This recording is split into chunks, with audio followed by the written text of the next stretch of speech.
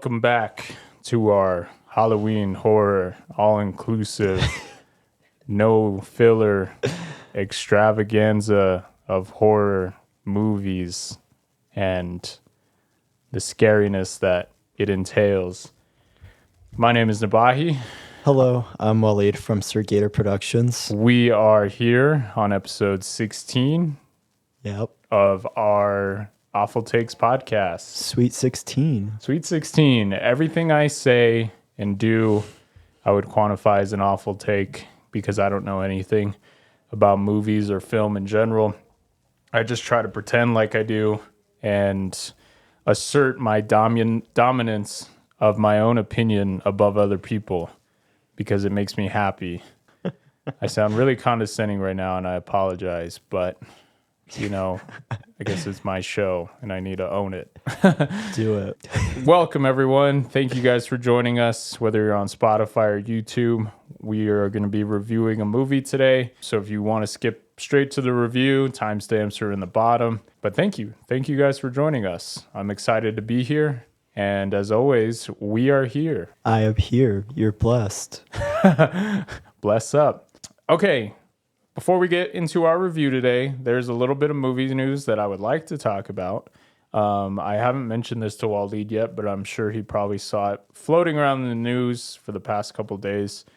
I find it pretty interesting. 28 years later is being filmed right now, and I guess they had wrapped filming, and on set, there were some photos taken, and I don't know if clarification came from directly anyone involved in the project. As you guys know, 28 Days Later was a horror zombie movie back in the early 2000s and really kind of brought zombies to the forefront of the modern era. And we had that whole zombie craze for pretty much like the next 12 to 14 years after that. So they're filming the long-awaited follow-up called 28 Years Later. And as you guys know, it's a Danny Boyle film. Me and Wallied have that in common, that we both enjoy Danny Boyle films. I'd say he's pretty consistent. Yeah. I really haven't had a film of his that hasn't worked for me. So obviously I'm excited. But however, some set photos came out, and I guess the whole project is being filmed on an iPhone 15. Wow. I did see this. This is crazy. Like, how is that? I guess that's just where we are now. I mean, for those of you guys who don't know, I think there was a movie. Oh, man, I forget when it was. It was maybe like 2010 or something. Or it was a movie that was basically all filmed on an iPhone. I think it was like in 2010 or 11. Okay. And I remember like watching it. And it was just like a typical horror movie, like just kind of boring and not really interesting. Yeah. But obviously that moniker was attached to it. Everyone said, oh, it's the first film filmed on an iPhone. And honestly, during the movie, it didn't really enhance it or do anything in any way. But I will say, with Danny Boyle, he likes to do those kind of tricks and stuff. Like, for those of you who don't know, 28 Days Later, I think was filmed on like some Canon XLR1 or something. Yeah, it was like a digital camera. And I think it was like one of the first films to kind of use digital cameras in like the way it did in that film. Yeah, and it really added like a realness to that film that I think really kind of helped, you know, when you're looking at these zombies and stuff on screen. It felt very breaking that barrier, you know. It really felt like these people are real, these zombies are real, and it added like an authentic layer to the film, you know. So I think when Danny Boyle does these tricks and things, it's for a reason. Now, by no means is he going around, or at least not yet, saying this movie's all filmed on an iPhone, you know. He's not showing it off. Yeah, and I want people to very clearly know that yes, it is an iPhone, but he has basically rigged this iPhone to have, you know, great lenses on it, you know, gimbals and stuff attached to it. So it's I would say it's like a modified iPhone. He's not just walking around holding it horizontal, you know, just filming while he's checking his Instagram or something. No, he it's a heavily modified. There are probably like $1,000 lenses, on this iPhone. Gotcha. But I'm intrigued, and I'm kind of surprised that he's taking that approach with this movie. I think he wants that kind of lower budget kind of feel, and Like the first film had. yeah, like the first film. So I'm kind of excited. I think that's a cool idea. And I think as far as directors and everyone goes, I think he's the one who could probably pull it off the best. Yeah, easily. I feel like the technology is so advanced at this point that, like, honestly, I feel like he's really just using the iPhone more as like a way to tell the story rather than just using it as a gimmick. So I have some faith that it'll turn out really, really well. Yeah. And I guess filming has wrapped already on 28 years later. That's quick. I am excited. Hopefully it comes out next year, and hopefully it lives up to my expectations anyways. I'm a big fan of 28 Days Later and 28 Weeks Later. I kind of liked. Obviously, I think Danny Boyle's involvement was pretty minimal, but I still appreciate that movie. And I don't know, maybe he can kind of have a retelling of zombies right now, maybe like a different vision rather than just what he kind of helped create it into, Yeah, especially with Alex Garland returning, I'm very curious to see what like direction it's going to take and everything. So it should be pretty exciting. But that was just something in the news that I thought was very, very interesting. So be on the lookout for the iPhone 15 film 28 years later. Wallied, what are we going to be talking about today? So I recommended a film called Cure or Kua by Kiyoshi Kurosawa. It is from 1997. Full spoilers ahead. It's crazy. It's crazy. So basically, its general idea is it's about a detective. He is trying to investigate a series of killings that have been going on throughout Japan. And that's all I'm going to kind of say. That's the general idea. So we're going to get into full spoilers. And yeah, that's basically what it is. But there's more to it. There's more of like a psychological angle to this film. And that really, really surprised me a lot when I first saw it. And the way I would say I came across this film, it was through like Bong Joon-ho. He mentioned in an interview how this was this was the film that like influenced him as a filmmaker, and a lot of the films he makes today, like Parasite, Memories of Murder, and The Host. And yeah, I got intrigued to check it out, and I checked it out one night, and it just put me in this weird trance that I don't really know how to describe. But as you're watching, you see this detective almost going crazy. You see how this investigation is like basically messing him up mentally. And you see when he meets the killer, almost, you get a sense that like something is going on, but you don't entirely know.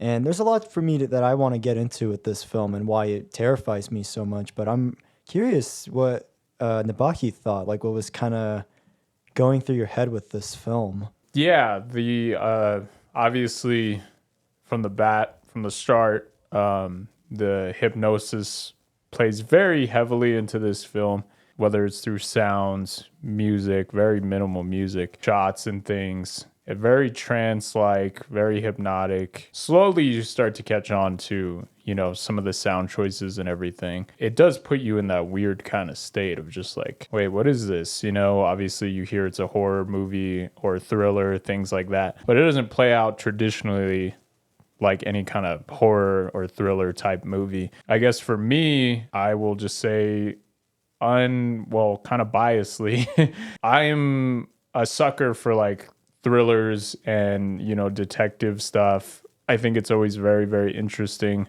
when you have supernatural elements juxtaposed against something that's very factual. I find that very, very interesting anytime there are stories like that where you have that otherworldly antagonist type, situation juxtaposed against something that is based in reality, and basically like a detective or someone trying to take that and put our laws around it, that to me is so interesting. Anytime there are stories like that, like obviously one that comes to mind is Death Note. I just find that so interesting. Like it's basically like seeing all we're capable of as humanity trying to explain something that is unexplainable.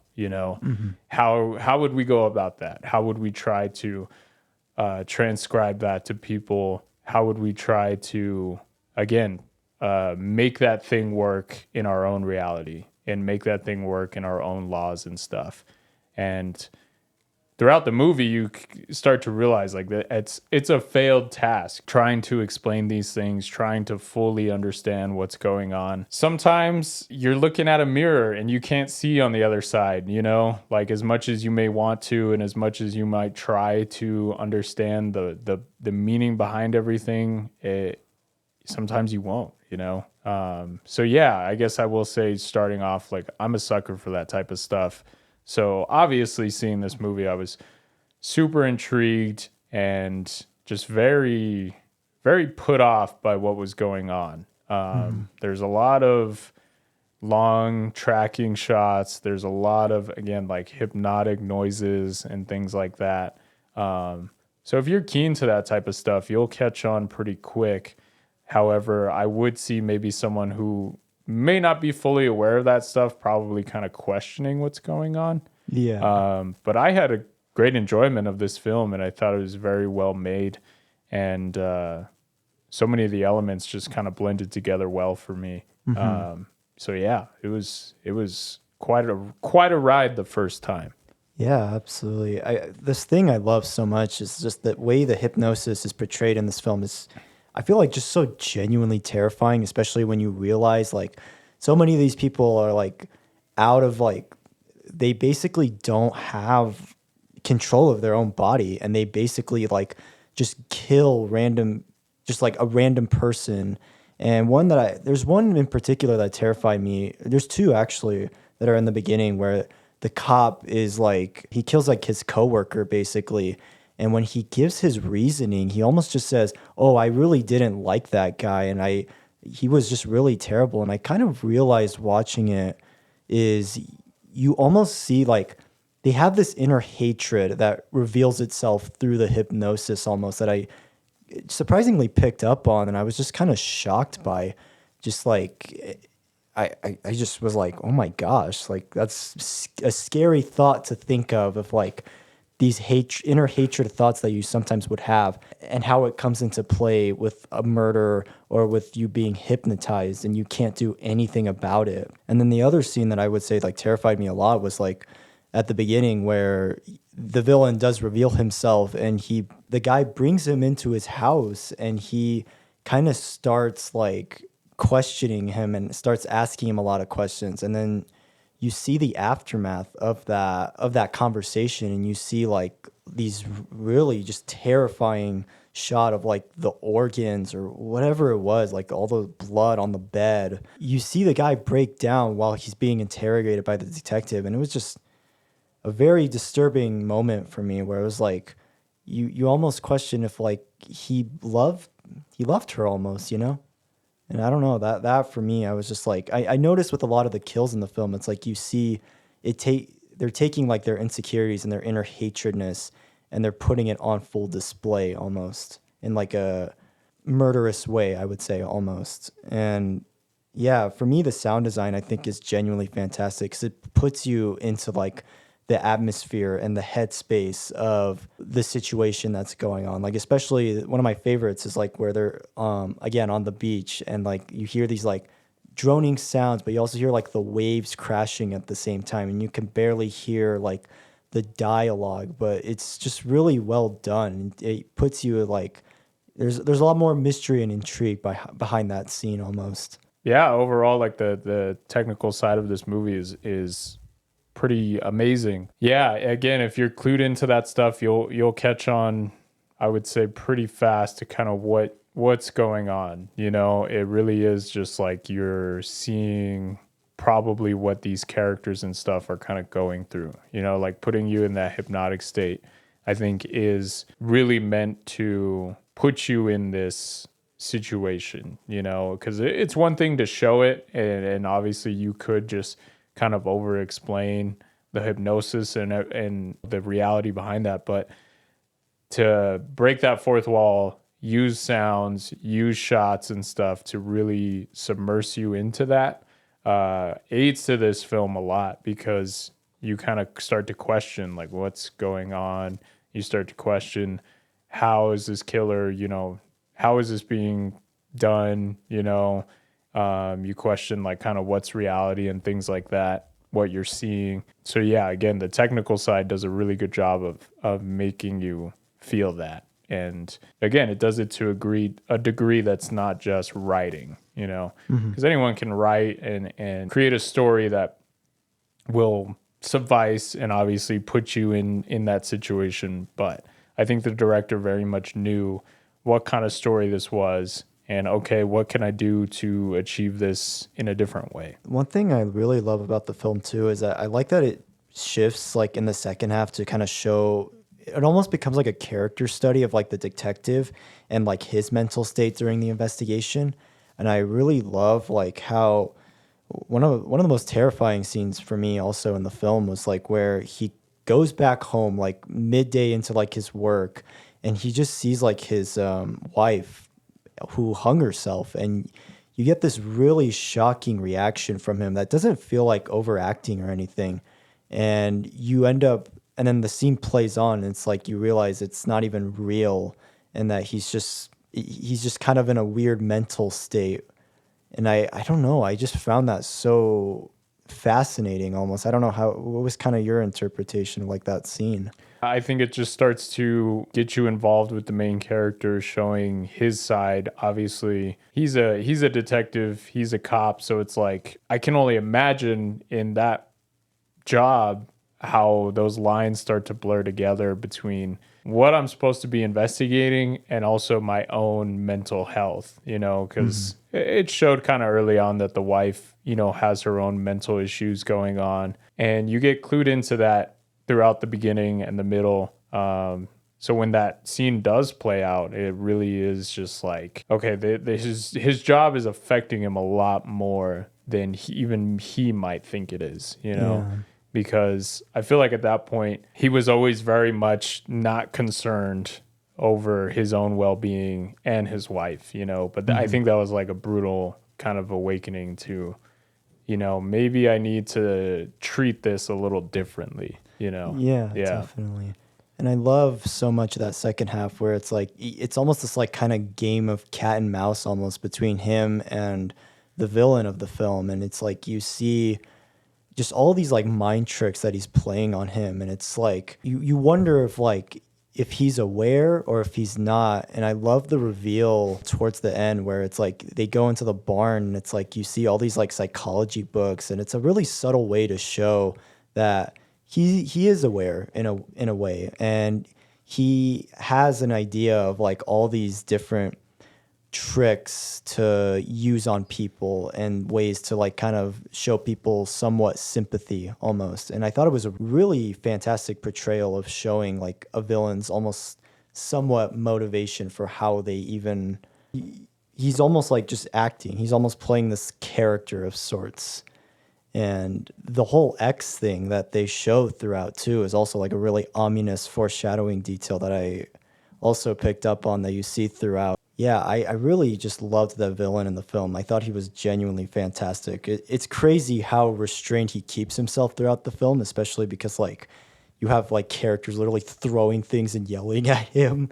And I thought the actor who did a really fantastic job in that role. I really can't imagine anybody else being that character other than him. I really loved the music too. I was surprised with a lot of the music, like especially in the beginning with that like jazzy, jaunty like piano music that they played. It was like a perfect way to like just introduce the film. You know, it's like a great juxtaposition where it's like you're seeing this guy brutally murdering somebody, and it's like you have this really jazzy piano music playing. I thought it was a really fantastic way to kind of get you sucked into the film and everything. The scene too with the doctor and you see the X on the wall was really terrifying. It was like, and it's funny too, because it's like you see, he tells him not to go see him, but you see that he's been trying to talk to him, and it's like, again, you almost question, like, is he in on it too? Also, and I feel like he definitely kind of was to an extent. It's almost like he was kind of defending him and almost trying to like prevent him from getting into like legal trouble almost, I don't know. I was really surprised with that psychiatrist character and just like the way he was presenting information too, where he's almost like, he almost questions like if it is hypnosis almost, if it is. And I'm glad like the film kind of asks those questions, because it's like, there are those like possibilities almost. And I really love that a lot about the film, It doesn't really pull any of those like, it doesn't say like it's impossible or anything. It puts it kind of more in like a grounded real life situation. Yeah, definitely. And then not even that, like the realization that he was kind of telling, the antagonist about his life and everything, like telling him about his wife and everything. And it's just like, you get that sense of, is he trying to help this person out? Is he, it's just like, why is he doing that? You know? Like who is giving him this information? I mean, you even see when the cop tells him, like he just starts beating the crap out of him. Yeah. He gets super angry about it. And it's like, again, it's kind of showing almost his downward spiral of like, there's nobody he can really trust at this point. He kind of has to do it on his own. And it calls into question, like, how does this hypnosis work? How long does it start? How far do like? Yeah. Was he under it the whole time? Is that something that he needs to worry about? Like, I don't know. This character is trying to put a very real, grounded, explanation behind what's going on. And again, like that's, anytime you're messing with stuff like this, it's hard to do that. You can't necessarily fully explain how this stuff works, Yeah, exactly. And I love the scene where he's like interrogating him at the jail, and you see him try to do this kind of like reverse psychology thing where he's like, oh, you can't talk with your flame. And he puts the flame on, but then he almost kind of does like a reverse Uno where the rain starts dripping on the flame. And you almost see like, because that was another way he was trying to hypnotize people, was through with the water almost. And it was a really just intense scene for me, because it was like you're wondering if he has been in that hypnosis after, because you see it a bit with just the memory, with the flashbacks, and then like you see him when he goes to the barn by himself and he has that last interrogation with the villain. You almost see if maybe he is, but I don't entirely know. Did you want to get into the ending? Yeah, we can. Yeah. Okay. So yeah, the climax comes in, and after the psychiatrist kills himself, he ends up going to see the guy. He ends up going to the barn to go check for like like other details and things like that. And he ends up finding a picture of the guy that they show earlier on in the film, Mesbar, I think his name was. And you start to see that like someone's there, and the villain ends up finding him, and they have this one last like final thing, and basically the detective basically kills him, and he puts like a bunch of bullets in him, and before he dies, he does the X mark one last time. I don't know if he finishes it though, before he ends up shooting him like a few more times. And you get this really eerie like audio of like a bit of like what the hypnosis was about. And that's kind of surprisingly how somewhat the movie ends. And then it's him back at like the cafe, and it just really startled me where you see the waitress, and she, someone whispers something into her, and she just gets the knife, and before you can see her kill anybody, it just cuts to credits, which kind of surprised me a bit. I was like, so it gives me the interpretation of like this possibly could be that like other people are getting the hypnosis in different ways rather than just from the fire and water. But I almost kind of see it as like a contagious disease almost, where I feel like maybe some of the hypnosis rubbed off from the detective onto the waitress, but I'm not entirely sure. But I would say that so far that's been my like interpretation of like the ending, I would say. How about you? Yeah, I swear when she turns around, her apron and stuff has like an X on her back, but I don't know if that had anything to actually do with it. Oh my But God, I did wow. notice that. Obviously the whole movie draws those parallels to X's and stuff. So I don't know. I just noticed that maybe that's not even a thing.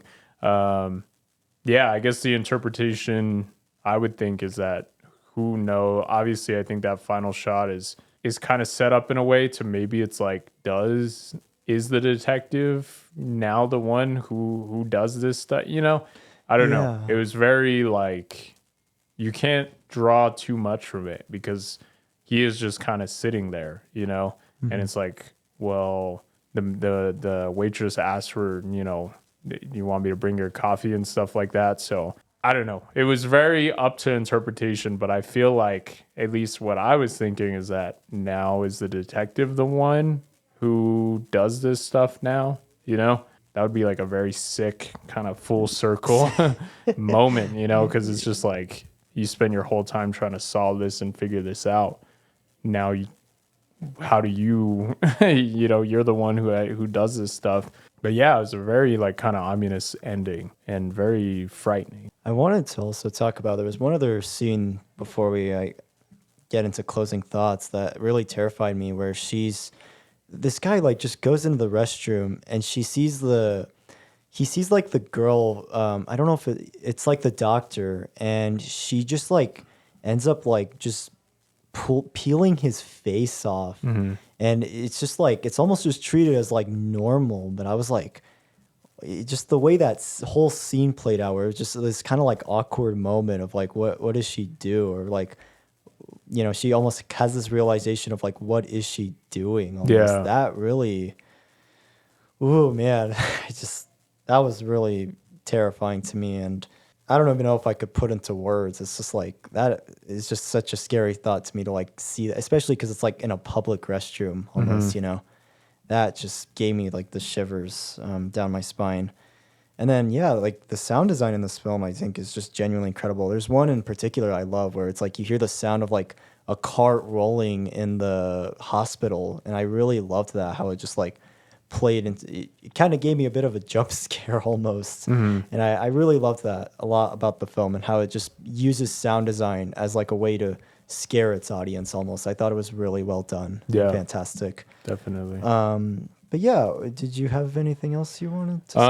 No, not too much. I think with this movie, a lot is kind of self-interpreted, so you can kind of make what you want to make of it. So I guess for audiences who that's not really like their thing and they like something a bit more conclusive, I would say maybe this one wouldn't be for you. But the reason again I liked it, obviously I'm a sucker for these types of stories. I like, you know, in crime drama, in thrillers and stuff like that. Especially involving like detectives and stuff, trying to figure out and explain what's going on in a situation that is pretty much unexplainable. You know, to me, that's just fascinating. I'm very biased, but yeah, I was enjoying this film. Nice. Yeah. God, this film is so terrifying to me. I feel like this film, even though it's so grounded and it's mostly crime focused, it's still just such a terrifying thought to think of being in a hypnosis state and being able to not control your body and like doing things that you would never do, or have or act on those inner thoughts, is a thought that has always just terrified me. And I think this film just does such a perfect job of like portraying that and showing it in such a disturbing, meaningful way that I thought was really well done. I feel like it just kind of takes psychological to like another level for me, at least. And that and many other reasons is why I find this film so scary and so terrifying. Like even me talking about it, I have a difficult time with, because just even trying to think about those thoughts is like so scary to me, and it gives me kind of like nightmares. a bit. But yeah, very well made film. I love the acting in this film. Koji Yakusho is genuinely fantastic. He gives such a fantastic performance. Same thing with the villain. He gives such an incredible performance. I love the camera work in the film and how it uses a lot of one takes, and a lot of like just static shots. It really just kind of sucks you into like the world that this film has set you up in. And I especially love the music and sound design that plays such a massive role into like the horror of the film for me easily. And yeah, for that and many other reasons alone, this is one of my favorite horror crime thriller films. One I probably won't watch again for a while just because it kind of messed me up a bit. But yeah, I would say I give it like a 9.5 out of 10. I really love this film. I'd highly recommend it if you're looking for anything scary that gets more psychological than you would expect for like a crime thriller. Check it out, guys. I am someone, again, I like these kinds of stories. To me, they're very fascinating. I would say overall, the technical side of it works very, very well, whether that's through visuals, sounds, music, things like that. It really breaks that wall and fully kind of immerses you in this hypnotic type story, you know? And I think that's what it was meant to do. It's meant to kind of put you in the shoes of the people going through this situation. So I enjoyed it. I will say, unlike Wallied, some of the performances and things I didn't care too much for, and I didn't really feel like they were hitting the mark as much as I might want them to. Specifically with the villain, I felt like it was just kind of one note and that was kind of it. But maybe that's what the director and writer was going for. So if they were, then it really worked. However, I felt like with the grand situations and things going on, I was kind of expecting more. I felt like they were setting up and alluding to something more. And then again, if you guys are a fan of, you know, kind of interpretive takes on stories, I feel like this movie is exactly that. Like, a lot can be interpreted with, you know, what it's choosing to show you, what it's not choosing to show you. So if you enjoy kind of picking apart those things and really delving into what might be real, what might be, you know, an illusion, I feel like you'll have a great time with this movie. That's not really my thing per se. I always like it when a director and writer explain stuff to a satisfying degree, you know. But obviously, I'm someone who can do that. I can kind of fill in the blanks, but I do know some people who might have a harder time with that. So yeah, I think I'm score wise probably like a 7.5 out of 10. Nice. It was definitely intriguing and interesting.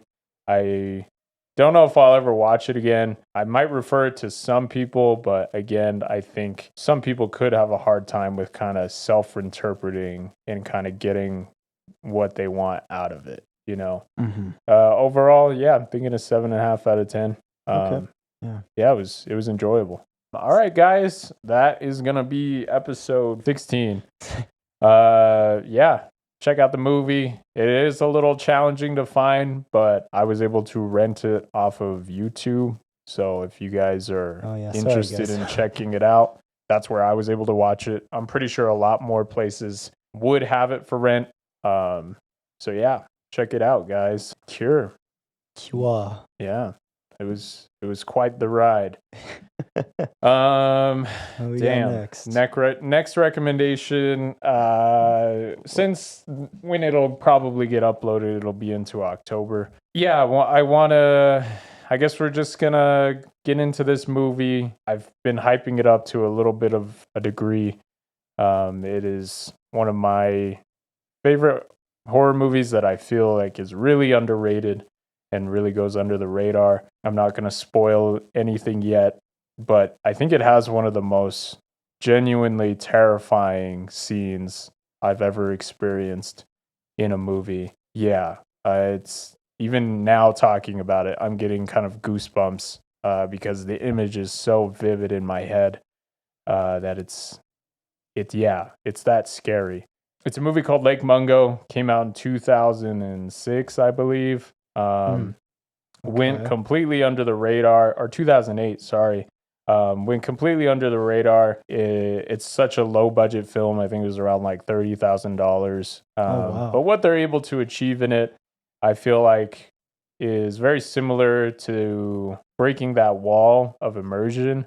And you have these scares and stuff that are in the movie, but because you're able to portray it in a certain way, again, us as audience, we kind of let our guard down to that stuff because we're thinking we're watching something else. Yet when things start to unfold, now you understand the full picture behind everything. So I'm very excited to talk about this film. This is one that if you're hanging out with friends on like a Saturday or Friday and you want something to scare you, put on this movie because it will work. I'm not saying it's like a haunted house type of experience, but when I was watching it, again, like I genuinely screamed. That's how scared I was. And honestly, right now, I'm kind of scared to rewatch it. So I really hope you guys enjoy it. Again, 2008, Lake Mungo, and it is directed by Joel Anderson. And I think this is actually his only film that he made. Oh, wow. So yeah, it's really great. I really hope you guys check it out. It might be a little difficult to find, but I think now it's on Tubi. Yeah, okay. It's probably a little bit easier. I know back in the day I had to go looking for it to watch this movie. Wow. So yeah, I hope you guys enjoy it. That is it for this episode. Thank you guys so much, and we will see you on the next episode of this Halloween horror extravaganza, all-inclusive, no thrills horror ride, I guess. Cool day, cool life, mates. Have a good one.